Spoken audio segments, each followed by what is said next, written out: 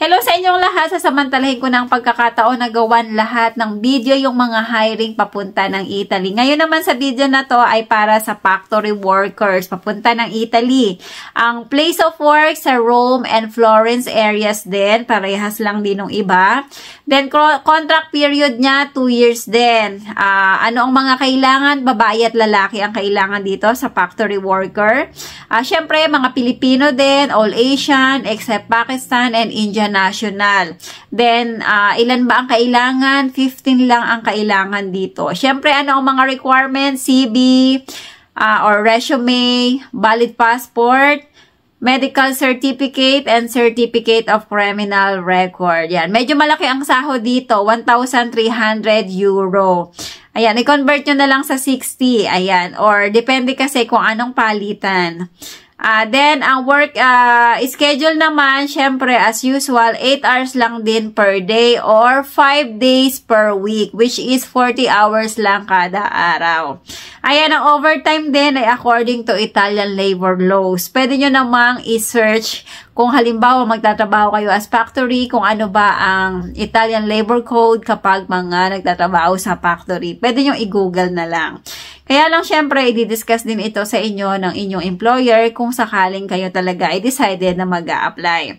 Then, yung accommodation ay provided ng company. Ito ay either hostel or apartment. Consists of 2 to 6 person kada room.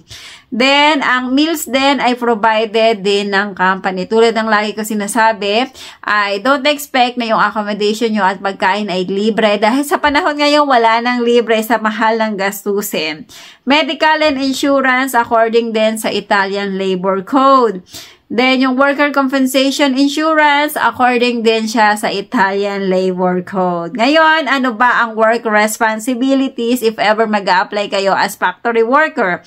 Ito yung operating machines, following safety procedures, packing products, maintaining equipment, manufacturing, operating forklifts, not for all. Keeping the workplace clean and assembling products. Ayan. Kung itatanong nyo, kung hindi nyo napanood yung iba kong mga naunang mga video, ang gagastusin ay 3,000 euro. Ito ay para sa documents at sa visa assistance and placement fee. Ngayon, yung employers nyo ang mag-a-assist ng inyong schedule for visa.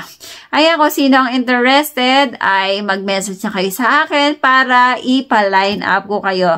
Basta ang importante, if ever na kayo ay interested mag-apply, maganda kayo ng pera kasi hindi natin sigurado kung magkano pa ang additional sa 3,000 na inyong gagastusin. Ayan, maraming salamat at sana ay meron tayong matulungan na makarating ng Italy sa pamamagitan ng bidyong ito. Huwag kayong mag-alala dahil legit naman yung pagbibigyan ko ng inyong magiging application. Sa mga hindi pa nakakaalam, ito naman ay si Madam Regina at si Madam Christy, ang aking ipinopromote na nag-aasikaso. Sila ay consultancy na nag-aasikaso ng application bound to Europe. Ay maraming salamat at sana ay marami tayong matulungan na makarating ng Europa. Ay maraming salamat. Kung hindi ka pa nakaka-subscribe sa aking YouTube channel, i-click mo na ang subscribe button at para ma-notify ka na may bago akong upload, i-click mo na ang bell button. Maraming salamat!